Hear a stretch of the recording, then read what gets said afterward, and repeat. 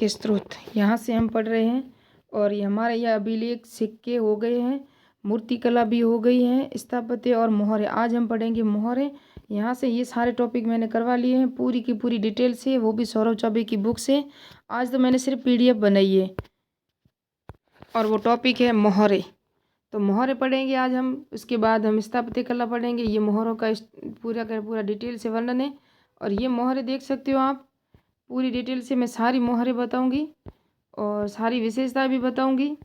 ये पूरी पहले PDF बता दूं, फिर आपको मैं पढ़ा के समझाऊंगी। ये सारी मोहरें हैं, विशेषताएं भी दी हुई है।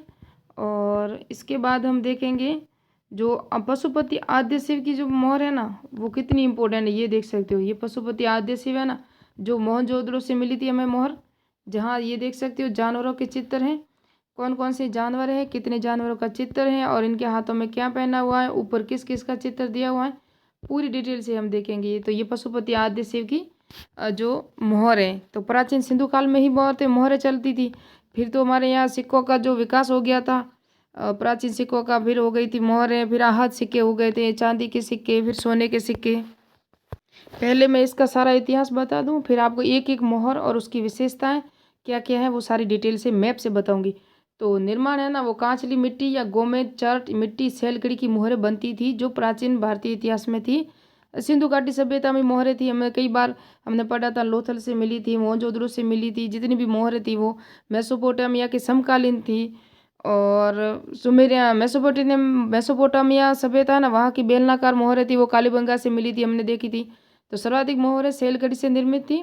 अपवाद स्वरूप लोथल और देसलपुर में तांबे की मोहर मिली थी, है ना। सब जगह तो हमें सैलकड़ी की मिली थी, लेकिन एक तो लोथल है और देसलपुर है ना, वहाँ तांबे की मोहर मिली थी। लोथल से सोप स्टोन और टेराकोटा की भी 65 मोहरें मिली थी। लोथल से सोप स्टोन और टेराकोटा की 65 मोहरें मिली थी। आकार क्या था इनका, तो मोहरें गोलाकार, वर्गाकार, घनाकार, बेलनाकार थी, लेकिन सर्वाधिक प्रचलित आकार वर्गाकार थी, जो चौकोर थी, है ना। तो सर्वाधिक आकार वगार कैसा था, वर्गाकार थी, जिसकी ये मोहरें 2.8 सेंटीमीटर से 2.8 सेंटीमीटर की थी। कालीबंगा में एक तथा मोहनजोदड़ो से कुल 5 बेलनाकार मोहरें मिली थी। तो मैंने बताया कालीबंगा से मिली थी बेलनाकार मोहरें और मोहनजोदड़ो से मिली थी। और एक बेलनाकार मोहर देमाबाद से भी मिली थी, लेकिन यह जोरवे संस्कृति की थी। जोरवे संस्कृति वही है जो ताम्रपाषाण कालीन संस्कृति है, महाराष्ट्र में है। मैंने आपको पूरा डिटेल से बताया था। एरन और इनाम गांव था वहाँ, देमाबाद था वहाँ। और जो भी जोरवे संस्कृति के जो अंडरग्राउंड आती थी वो सारी डिटेल से मैंने बताया था आपको। जहाँ नवपाषाण काल, ताम्रपाषाण काल, अगर आपने मेरी वीडियो नहीं देखे तो वो भी देख लेना। मैंने सौरभ चौबे की बुक से सारे नोट्स और उसकी अलग प्लेलिस्ट भी बनाई हुई है। और प्राप्ति स्थल क्या क्या था, तो कुल मोहरों पे 68% मोहरे में मोहरें मोहनजोदड़ो से मिली थी और 19% हड़प्पा से, और 13% है ना, वो अन्य जगहों से प्राप्त हुई थी हमें मोहरें। मेसोपोटामिया में CJ गेट सिंधु सभ्यता की मेसोपोटामिया से 23 मोहरें प्राप्त की थी। तो हमारे यहाँ सिंधु घाटी सभ्यता से ही अगर मेसोपोटामिया की मोहरें मिली है, तो मेसोपोटामिया से भी हमारी मोहरें वहाँ मिलेगी। आज मुझसे नोट्स नहीं बने हैं, इसलिए मैंने PDF बनाई है। विशेषता, सैंधव लिपि और सैंधव धर्म की अधिकतम जानकारी मोहर से प्राप्त होती है। तो हमें पता है सैंधव लिपि और सैंधव धर्म या सिंधु घाटी सभ्यता या मेसोपोटामिया की सभ्यता जो भी हो, वहाँ से हमें क्या है, मोहरों से ही तो पता चलता है वहाँ की, क्योंकि वहाँ के लिखित साक्ष्य उपलब्ध नहीं है। एक साइन बोर्ड मिला था हमें लोथल धोलावीरा से, लेकिन उसको हम अभी तक पढ़ नहीं पाए, उसकी भाषा को हम, उस लिपि को हम जान नहीं पाए। तो कैसे जानकारी मिलेगी हमको, तो मोहरों से जानकारी मिलती है। वहाँ के पूरा तात्विक क्षेत्र हैं, खंडर हैं, वहाँ से हमें जानकारी मिली है। तो मोहरों से भी हड़प्पा संस्कृति के सर्वोत्तम कलाकृति अब माना गया है। CD गेट ने ब्रिटिश पुराविद थे, जिन्होंने उर जैसे पश्चिमी एशिया के स्थलों से प्राप्त मोहरों को गंभीर अध्ययन किया था। तो सैंधव मोहरों पे अंकन किस किस का था, पहले वो देखेंगे, फिर आपको मोहरें भी बताऊंगी मैं। तो लोथल से प्राप्त एक बटन की तरह गोल मुद्रा पर एक दुमोहे राक्षस और भागते हुए हिरण, तथा वहीं से प्राप्त एक अन्य मोर पर बीज बोने के यंत्र की आकृति का अंकित हुआ है। तो लोथल की जो मोर मुद्रा हुई थी वो बटन के आकार की थी, वहाँ दो मुंह थे राक्षस के, उसकी आकृति भी थी, और भागते हुए हिरण तथा उससे प्राप्त अन्य मोहर बीज बोने के यंत्र की भी आकृति मोहरों पे से हमें प्राप्त हुई है, जो लोथल से है ना। तो मोहनजोदड़ो से एक मुद्रा पर 3 बाघों का सिर दिखाया गया, तो वो भी मैं मैप से बताऊंगी। अभी मोहनजोदड़ो से 3 बाघों का चित्र बताया गया। और जो है ना, एक तीनों शेर बताया ना, तीनों एक दूसरे से छटे हुए थे। जो चंद हूड़ों से एक मिट्टी की मोहर तथा 3 घड़ियालों की तथा हड़प्पा की मोहरों पर गरुड़, खरगोश आदि का अंकन मिलता है।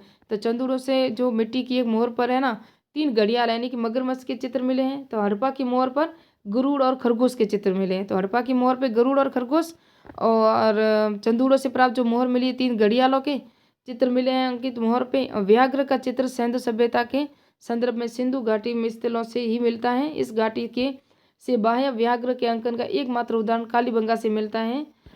कालीबंगा से ही एकमात्र मिलती जहाँ व्याघ्र यानी कि शेर या चीता कहते हैं उसको, उसकी आकृति की एक मोहर मिलती है। बाकी सिंधु घाटी सभ्यता इसे मिली है। यहाँ से प्राप्त एक मोहर एक मनुष्य वृक्ष की शाखा पर बैठे हुए हैं प्रदर्शित किया है, जिसे नीचे खड़ा व्याघ्र बड़े ध्यान से देख रहा है। मोहनजोदड़ो से प्राप्त चांदी की मोहर पर यूनिकॉर्न पर तथा एक व्यक्ति को 2 बाघों से लड़ते हुए, यानी कि एक तो चांदी की मोहर पर यूनिकॉर्न और 2 व्यक्ति है ना वो बाघ से लड़ाई कर रहे हैं, उससे दिखाया गया है मोहरों पे। सिंधु सभ्यता से मोहरों तथा मेसोपोटामिया के मोहरों पर अंकित आकृतियां सूत काटने का यंत्र भी बताया है। तो मेसोपोटामिया की सभ्यता और सिंधु घाटी सभ्यता दोनों से मोहरें मिली थी, वो जहाँ सूत काटने के यंत्र को दर्शाया गया मोहरों पे। और एक प्रवेश द्वार पर 2 जानवरों को जूझता हुआ आदमी एक अंकन मिलता है, यानी कि एक जानवर आ रहा है अंदर और 2 व्यक्ति उससे लड़ रहे हैं या उसको भगा रहे हैं, ऐसा अंकन भी वहाँ मोहरों पे मिलता है। तो मोहनजोदड़ो से प्राप्त एक मोहर 6 मानव आकृतियां और एक पंक्ति में बने हुए 6 लोग एक ही आकृति में बने हुए हैं, वो मोहनजोदड़ो से मिली थी। आद्य पशुपति शिव की भी हमें मोहनजोदड़ो से मिली थी। यहाँ से प्राप्त एक अन्य मोहर जो योगासन पुरुष में दोनों तरफ पुरुष हाथ जोड़े हुए खड़े हैं, पुरुषों के पीछे फन फैलाए हुए सर्प हैं। हड़प्पा से ये सर्प वाली मोहर मिली थी। हड़प्पा से प्राप्त मोहरों में 3 पंख लगाए देवता है। तो हड़प्पा से एक मोहर मिली थी, वहाँ से 3 पंख लगाए हुए एक देवता की मोहर भी मिली थी। और जो मोहनजोदड़ो से चांदी की मोहर मिली, वहाँ 2 व्यक्तियों को बाघों से लड़ते हुए दिखाया गया था। व्याघ्र की मुर्दा भी मिली थी जो चांदी की थी। और काली एकमात्र उदाहरण वह कालीबंगा से मिलती है, और ये कहाँ से मिली थी हमें, सिंधु घाटी सभ्यता से। तो ये देखते हैं हमने अनेक भुजबंद धारण किए हुए हैं जो पुरुष। हड़प्पा से जो मोहर मिली है ना वो 3 पंख लगाए देवता है और जो अनेक भुजबंद धारण किए हुए हैं। मोहनजोदड़ो से प्राप्त एक मोहर पर स्टूल और चौकी फर्नीचर का अंकन किया हुआ है। स्टूल और चौकी का मोहनजोदड़ो से प्राप्त हुई है। कुछ सैंधव मुद्राओं पर ध्वज का भी अंकन मिलता है। संपूर्ण सैंधव मोहरों पर सर्वाधिक अंकन है ना वो पीतल, उसके एक श्रृंगी बैल का मिलता है। पीतल नहीं, पीपल, यानी कि सैंधव घाटी सभ्यता की जितनी भी मोहर है जिसमें से सर्वाधिक मोहरों पे किसका अंकन मिलता है, पीपल का और एक श्रृंगी बैल का, यानी पशु एक श्रृंगी बैल के कहते हो या पशु कहते हो, उसका मिलता है। और उसके बाद हाथी, बाघ, बारहसिंगा, मगरमच्छ, भैंसा, गेंडा, सांड आदि का अंकन भी हुआ था। और इन पर गाय, घोड़ा, ऊंट का अंकन नहीं हुआ। 3 जानवर ऐसे हैं जिनका मोहरों पे अंकन नहीं हुआ, उसको अच्छी तरह याद रखना। एक तो ऊंट है, एक घोड़ा है और एक गाय है। और मोहरों पर का व्यापार वाणिज्य से प्रयोग होता था। उसके अनुबंधों में सर्वाधिक दस्तावेजों और पत्रों व्यापारिक गांठों पर छाप लगाने हेतु होता था। तो ये थी पूरे मोहरें, ये मैंने बता दिया क्या क्या प्रयोग होता था। ये जो सिंधु घाटी सभ्यता की 3 अलग मोहरें जिनमें से मिट्टी तख्तियां पर चिन्ह लगाए जा सकते हैं, इनकी ये 3 मोहरें थी वो भी सिंधु घाटी सभ्यता की थी। ये हाथी है, ये बैल है श्रृंग, और ये भी बैल ही लग रहा है। तो एक श्रृंगी बैल की ज़्यादा मिलती हैं हमें मूर्तियाँ, जो क्या कहते हैं उसे, मोहरें। और यहाँ से भी हम पढ़े तो वही बात है जो मैंने आपको वो बताई थी कि उन्हें टिकाऊ उनमें व्यावसायिक उद्देश्यों के लिए किया जाता था। मोहरा का उपयोग नरम मिट्टी से बनाई जाती थी और टैग लगाना होता है। जब वर्तमान में भी हम किसी अफसर के पास जाते हैं तो वहाँ उसको मोहर लगाए जाते हैं। जैसे कि किसी का भी टैग हो, SAS का मार्क वगैरह हमारा भी लगता है ना, वो भी तो मोहर का ही कार्य करते हैं। हम देखते हैं कि वो किसकी चीज़ है, कोई टाटा की लेते हैं गाड़ी लेते हैं तो कोई महिंद्रा की लेते हैं तो वो भी एक टैग है। और अमेजोन से भी हम लेते हैं, और जिस तरह कुछ टैग लगा होता है उसे मोहर कहते हैं। सिंधु घाटी सभ्यता के बंदरगाह शहर तो लोथल से मोहरों की खोज की गई थी। और यहाँ से देखते हैं कई हड़प्पा मोहर मेसोपोटामिया, मध्य एशिया, अरब प्रायद्वीप के तटों पे भी खोजा गया था। इसी तरह लोथल से मेसोपोटामिया की मोहरें मिली थी। और ये मेसोपोटामिया की मोहर मिलना इन गतिविधियों का पता चलाता है हमें कि हमारे व्यापारिक संबंध थे मेसोपोटामिया की सभ्यता से थे, विदेश बाहर की सभ्यताओं के से भी हमारे संबंध थे, जिससे हमें ये पता चलता है। बाकी आकार वगैरह हमने पढ़ लिया है। शवों पर हड़प्पा सभ्यता की मोहर, कुछ मोहरें मिली है शवों पर भी, जितने शव मिले थे ना हड़प्पा सभ्यता में, वहाँ भी मोहरों में धागे के लिए एक छेद होता था जिनमें ताबीज़ के रूप में भी इस्तेमाल किया जाता था। मोहरों को गले में लगाते थे। अधिकतर मोहरों एक तरफा प्रतीक की चित्रात्मक लिपि होती थी। मोहरों पे चित्रात्मक लिपि है ही जिसका चित्रांकन किया हुआ है, ये तो हम जानते ही हैं। लिपियाँ दाएं से बाएं लिखी जा गई थी। कुछ मोहरें उन लिपियों में लिखने और द्विदिश यानी और कुछ द्विदिश चली नहीं, यानी एक पंक्ति दाएं बाएं या एक पंक्ति बाएं दाएं अलग अलग पंक्तियों में लिखी हुई थी। हड़प्पा सभ्यता की मोहर सतहों पर जानवरों के निशान खुदे हुए थे, बाघ भैंस हाथी गेंडा बाइसन, ये सब मैंने बता दिया। सिर्फ किसके चित्र नहीं है, हाथी घोड़ा और गाय का चित्र, घोड़ा ऊंट और गाय सॉरी इनके चित्र आपको मोहरा पे नहीं मिलेंगे, बाकी सब पे मिलेंगे। तो ये पूरी डिटेल आप देख सकते हो। ये बड़ा यूनिकॉर्न मोर, ये यूनिकॉर्न मोहर है। यूनिकॉर्न मोहर मैंने बताया था चांदी की मोहर है। और ये आप देख सकते हो मैंने अभी बताया था, ये सिंधु घाटी सभ्यता से मिली थी और एक मात्र कालीबंगा से मिली थी, है ना। लिपि और यूनिकॉर्न के साथ इलेक्ट्रॉन इटेक्स लियो मोर, ये भी मोर देख सकते हो। इन पे भी एक श्रृंगी बैल है। इनकी विशेषता बताई। अभी नेक्स्ट में थोड़ी सी विशेषता कुछ इंपॉर्टेंट है वो भी बता दूंगी। ये लोथल से मिली थी, बटन के आकार की स्टेटाइट बटन सील मोहर मैंने बताया। और फाइनेस्ट बटन सील ये भी देख सकते हो। यूनिकॉर्न मोहर, ये भी यूनिकॉर्न मोहर है। और इस सब की विशेषताएं आप देखोगे तो विवरण में ये जो मैंने बताई थी अभी कि यूनिकॉर्न मोहर में हड़प्पा स्थलों से पाई जाने वाली सबसे बड़ी मोहर में से एक है ये यूनिकॉर्न मोहर, है ना। मोहर 2200 ईसा पूर्व की ये मोहर है, ये भी यूनिकॉर्न है। और ये बटन के आकार की, इसके 4 संकेंद्रित वर्त हैं, इसमें 4 संकेंद्रित वर्त होते हैं जो लोथल से मिली थी। और इसमें देखिए इस मोहर में एक ज्यामितीय आकृति होती है, ज्यामितीय आकृति जो आध्यात्मिक दृष्टि को दर्शाती है। और ये आप देख सकते हो यह मोहर हड़प्पा काल की अवधि 3 BC की है, ये भी देख सकते हो। यह एक चौकोर मोहर थी। तो ये देख सकते हो हड़प्पा सभ्यता की प्रसिद्ध मोहर क्या थी। सिंधु घाटी सभ्यता में मोहरों का क्या उपयोग था। सिंधु घाटी सभ्यता में किस देवता को पशुपति के नाम से जाना जाता है।